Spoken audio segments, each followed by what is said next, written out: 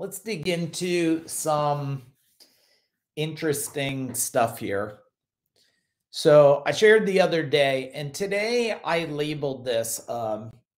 This subject today is about the Bruce Lee quote: "Do not pray for an easy life. Pray for the strength to endure a difficult one." So let's talk about how do you process difficult situations. How do you be prepared? So I had a inspector supposed to come and check out the electrical in the other house next door to us, and the appointment was from 8 o'clock to between 8 and 12. So I wanted to make sure I was there before 8 o'clock, and because you never know when these you never want to miss when these guys come, because then they put the sticker on the door, then you have to reschedule. You're losing a ton of time. So I got my computer. I have this whole day set up here that I'm going to go over there, set up my computer. I'll wait for the guy. And then my daughter and I had a whole bunch of projects we're going to do to get the house ready, because my son will be coming back in March and he's going to use the house for a couple months. So as I'm walking, lesson number one: how observant are you? How observant are you? So in daily life, are you distracted and you don't see things, or observant, right? So I'm walking down the sidewalk and I see that there's ice over top of the sidewalk there. Make sure you chat to me, say hello to me in the chat bar there. There's ice over the sidewalk. So I'm thinking, okay, observation number one: that should not be there because we did not have ice and rain and storms. Okay, observation number two: why is that there? Let me look at the sump pump, where the pump pumps out to the front of that property and water's coming out. Okay, so observation is number one. And number two is preparing for impact. Okay, so I now observe the situation. Quick calculation in my mind: there can only be one reason for this sump pump to be going off, and it's water. There can only be two locations for water: inside the house or under the house. So quick assessment: get up to the door, look inside. I don't see water all over. Okay, assessment number one sounds like a good assessment. Number two, crack the door open, smoke. Okay, I could just smell smoke. Okay, so after you observe things and after you assess things, there's a sense that you have to take massive action. And this applies to life, business, relationships, everything. Okay, so I immediately go in there and I'm looking, seeing where's the smoke. I see the boiler. I'm hearing this loud noise. I shut the boiler off. Okay, safety switch is right there. It's in the laundry room. Shut the boiler off, and I go, okay. So action number one: start to mitigate risk, right? Mitigate risk. Are you keeping up with these pieces? Because these are very important if I use these over and over in my life. So mitigate risk. Open up all the windows, all the doors. Let's try to get this smoke smell out. After mitigating risk of the situation, then I go into assessment, deeper assessment. Because now I know there's smoke. I know the boiler's off. The question is, what are we dealing with on second view of assessment? Is it smoldering? Is the fire still going? Is this thing going to burst into flames? So now I got this boiler, and you could see there's black underneath the side of it. You can see it's charred. So I'm like, all right, tried to call a couple people, see if I could get somebody to come. I couldn't get anybody to come. Okay. So next thing is you have to take ownership of the situation to mitigate further damage that could happen. So I said, okay, I never pulled out a boiler before. but I know how to disconnect the electric. I watched the guy the day before drain it down, and I know how to shut off gas. Ain't much harder than that. Make sure I shut the right valves off, disconnect this sucker. So I got it in my mind. Okay, in order to mitigate this risk and to make sure that this thing is not a smoldering fire that's going to keep growing underneath, because you know when you have wood that's burning, it doesn't just like go out, it sits there and it grows. So disconnect the boiler, get this boiler out of there. Now I see I cut the last point and the boiler starts to fall into the crawl space. Okay. Okay. Bad sign. Not a great sign here right now, because if it's starting to fall forward, it means the floor is gone. Okay. So I grab the boiler and I kind of like shimmy it up and I pull it over out of the way and I look and I'm like, okay, I don't see any. I've walked across enough fire, burned enough fires. Used to actually go and disconnect electrical on fire jobs with my brother when I was probably 16. He was probably 18. We used to go to fire jobs, disconnect all the electric and set up temporary electric. So I know what it smells like, looks like, and when it's just been put out. So I can see nothing smoldering there, but it is charred to shit. This sucker's charred.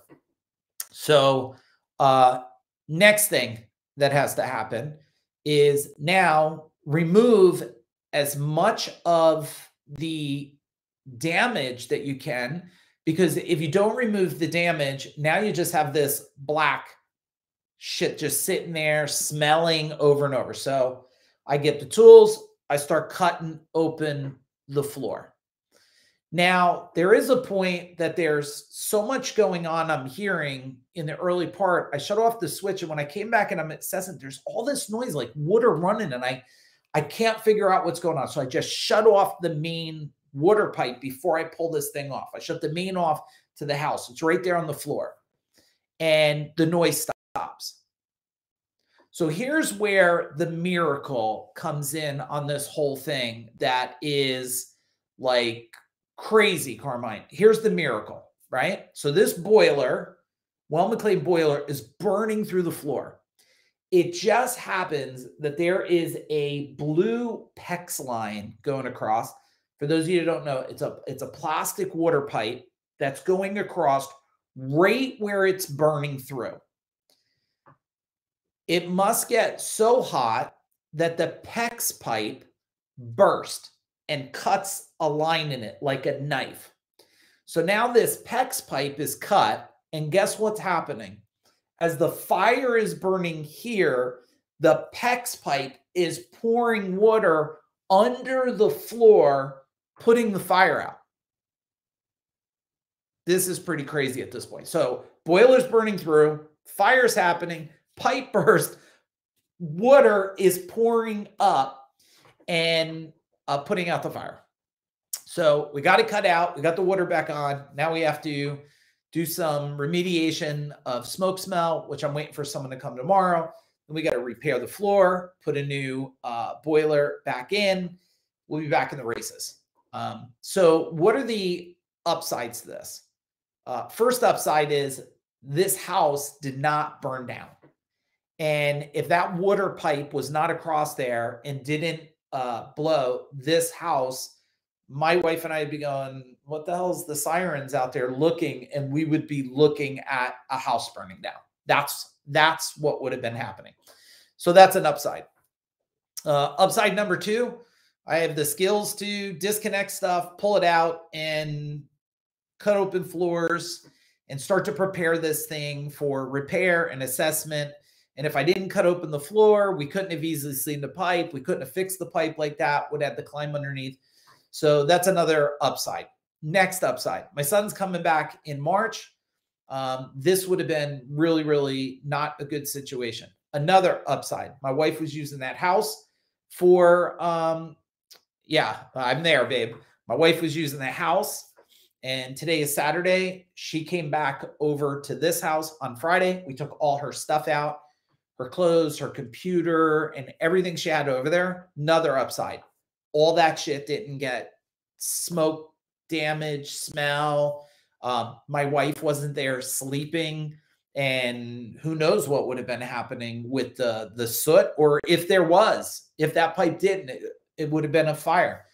That's another upside of it. Another upside, I know a lot of people that I was able to call for different types of information. So, downside, not a fun situation.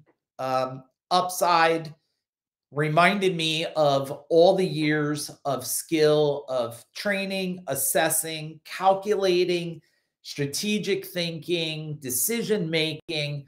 And I'm fortunate to have built a lot of those skills. And those are the exact skills that I have used throughout my life for being a dad and being a husband and building a $32 million company and building one of the largest training and implementation organizations in the service industry. And the stories go on and on. So,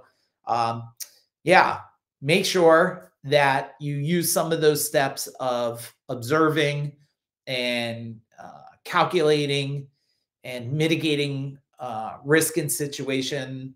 You just put these pieces in place. Now, a lot of people, it's easy to lose reality in this situation. I could feel myself being tugged in a place that I hate to go, with just challenge after challenge after challenge. The last couple weeks just feels like it's just one after the next after the next. And you have to keep pulling yourself forward and go, okay, it's challenging. What do we have to do to keep moving past the challenge? Like, how do we make sure on the other side of the challenge, you're stronger, you're more strategic, you've grown from it? So that's what I'm working on tonight and tomorrow, is just keep asking myself, how can I keep growing past this situation here and get through it? So if you're dealing with anything in life, just do your best to process. Hey, mom, do yourself to process things, because if you don't process it and you don't keep yourself on the other side of what it's doing to you, right? Because it could easily pull you to the darkness. If you don't keep going to the forward and the light on this thing, then all of a sudden you could get lost in the problem. And it's so easy to become a victim, right? It's so easy to become a victim thinking and victim mentality, and it could just kick your ass, right? So if any of you are getting your ass kicked, feel free to private message me, and I will give you some support and guidance to unkick your own ass here.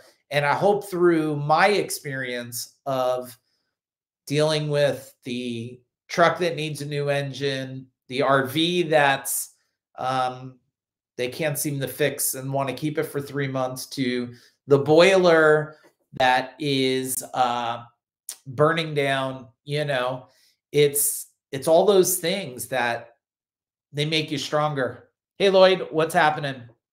It's those things that make you stronger and also give you, a positive outlook on things. I just keep going back to, man, this thing, if it wasn't for that pipe, this house would have burned down. That would have been a shame, because we put 6 months into getting the house to where it is. It would have been a real shame if the sucker burned down. So we'll get a new boiler in it. We'll get it smelling as fresh as we can, and we'll get it ready for when my son comes. And that's exactly what we're going to do. So I hope if you're dealing with anything, you will push past it too. All right, everybody, have an amazing day and stay connected with me. Go back. I will tell you that most nights doing these videos have not been difficult. Today on January 22nd, which makes 22 days of doing videos, today was a challenging one for me to break through myself. I was not going to do a video today. My intentions were to just go shut down, process my mind, and then it came to me. Somebody might needed to hear this message tonight, and this one message might help somebody that hears this video, give them a little bit of light through their darkness and situation.